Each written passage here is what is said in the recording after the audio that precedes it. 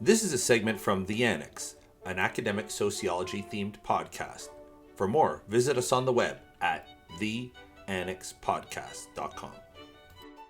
So I'm a baseball fan, and recently I was reading an article about how to promote the sport among African American youth. I guess there's some view within baseball that they are falling behind in that demographic, and they want to find a way to appeal to people. So anyhow, there is a former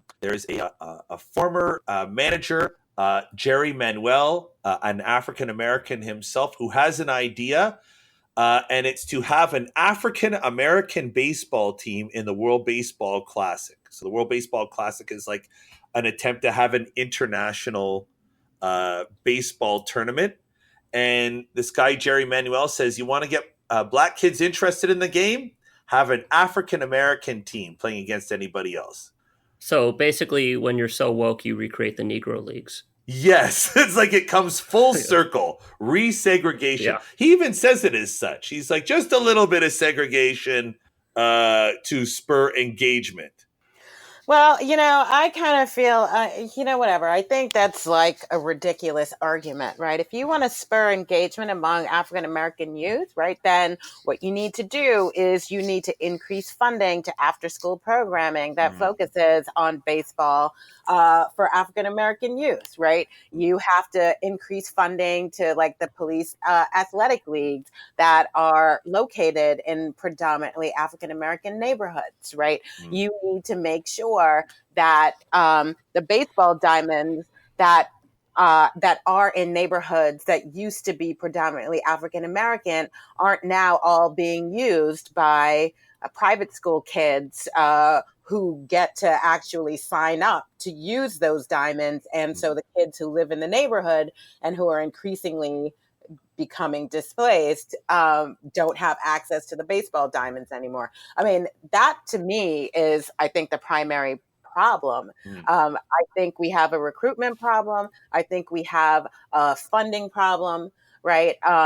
And I think that's what it is more than anything else. I think people tend to look at it from the side of, oh, well, no one's going and trying to scout African Americans anymore, right? So, Leslie, I stopped listening after you said you weren't interested in the special league because all I hear is yet more of your Caribbean supremacy. You're trying to deny a safe space to, African Americans and maintain Caribbean hegemony over the sport. Alex Cora is from my hometown in Puerto Rico, so I'm really happy. Nice. Yeah. What's your view on this, Alexis? What do you think? Any views or not really? I love baseball. Everybody should be able to play integrated. We shouldn't be, dividing people right now. So there was a little bit of an experiment with this that went on last year in the World Baseball Classic, and they had Team Israel, and which was just basically American Jews because nobody plays baseball in Israel. And it became in Brooklyn and Queens, where there are lots of religious Jews, and they played in Brooklyn. It caught on. They were happy. It was Team Israel, but it was really the Jews. You just couldn't say it. And the problem was it was still the World Baseball Classic. Like, it's not, it has to be good. You can't just pander to an ethnic group, I think, on its own. There has to be something legitimately special for people to gather around it. Like, Jews talk incessantly about Sandy Koufax or, Euclid, but I don't think the World Baseball Classic is going to get that done. Yeah, I mean, I don't see this as pandering. I mean, I see this as this guy actually, I mean, he has a point. Baseball used to be a sport in which, there were a lot of African Americans in the sport, right? And increasingly, like, the number of African Americans in the sport, at least, in the majors, has declined significantly. And I think, as I said, part of the reason why that is, I mean, if you go into predominantly Black communities across the United States right now, you don't see that much baseball going on, Yeah. right? You got to wonder why that is. I mean, so there's a supply problem, right? And I don't know which came first, right? The lack of supply, you know, in youth, right? Then turns into, kind of lack of representation in the majors, or is it just that, baseball decided, you know what, we can scout great talent overseas and pay that great talent a lot less, right? Than I don't think that great than talent's getting paid a lot less. I mean, how much does Yasiel No. Puig get? They're unionized. Yeah. Well, first of all, they're unionized, but also no, like,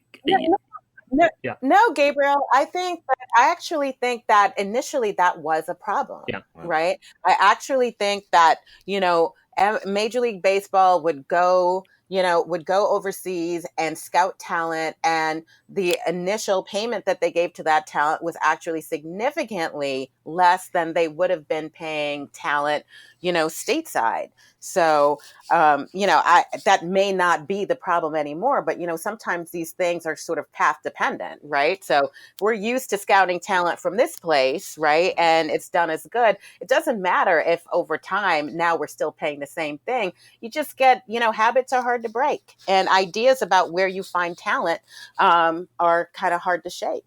I think the real issue is that where you see a serious interest in baseball and scouting locations for baseball is places where the Marines have a history of landing.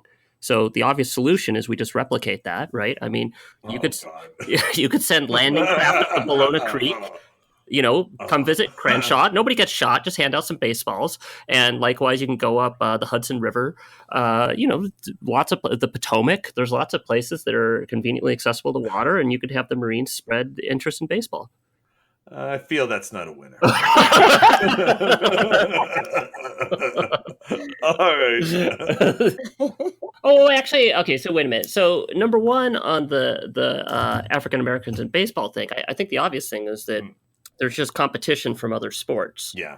And in the Caribbean, baseball is the number one or number two sport, whereas in It depends where. yeah, it depends where, but there's a lot of Caribbean countries where it's the number one or number two sport, whereas in the United States, it's definitely the third sport. So there's competition for talent with basketball and football. Mm-hmm. So it's Well, I like baseball, so there. Yeah. It's an urban footprint thing too, right? Like, geez, it's I mean, I could see how basketball is killing everybody who lives in an urban area just because a half court takes up no space. Yeah. Like, you just put it on the side of a building and you can do it. Yeah, I'm also wondering how much baseball is kind of like what we see with soccer here in the United States, right? So it used to be here in the U.S. like whatever, kids just played soccer, right? And usually they were immigrants or the kids of immigrants, right? And it wasn't a big thing. And then all of a sudden, the middle class decided, oh, hey, this is a sport that we can get our kids into. And now it's pretty expensive, right? To get your kid to play in a soccer league, right?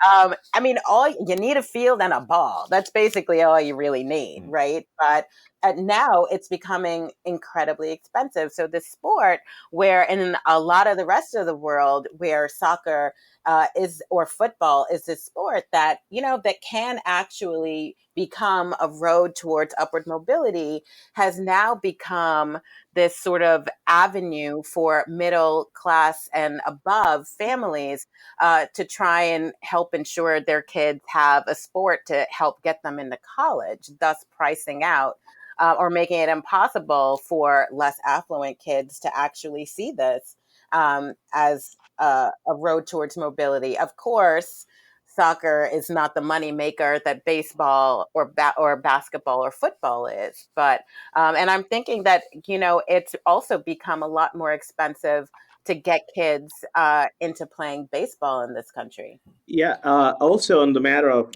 the Caribbean having baseball as the primary sport, that's exactly what has happened. Now, playing baseball is so expensive that people are moving towards other sports. When I was in college, actually, we almost lost our baseball team at the university at the expense of creating a soccer team. Huh. And I don't know if I just sent you a link about this sport that people in Dominican Republic had to invent, where they pretty much play with broomsticks and and bottle caps, Mm. because playing baseball was so expensive also for some areas of Dominican Republic that they needed to be creative in the way they approach the sport. So they just created a sport with things that they just had laying around that pretty much mirrors baseball. And that sport now is being used to train Dominican players Huh. to sharpen their skills. The New York Times covered it about a year ago. It was really interesting what's happening with Yeah, sports in the Caribbean. that's what it looked like when I was growing up in Brownsville. Even in Brooklyn, it was too expensive to play baseball back then.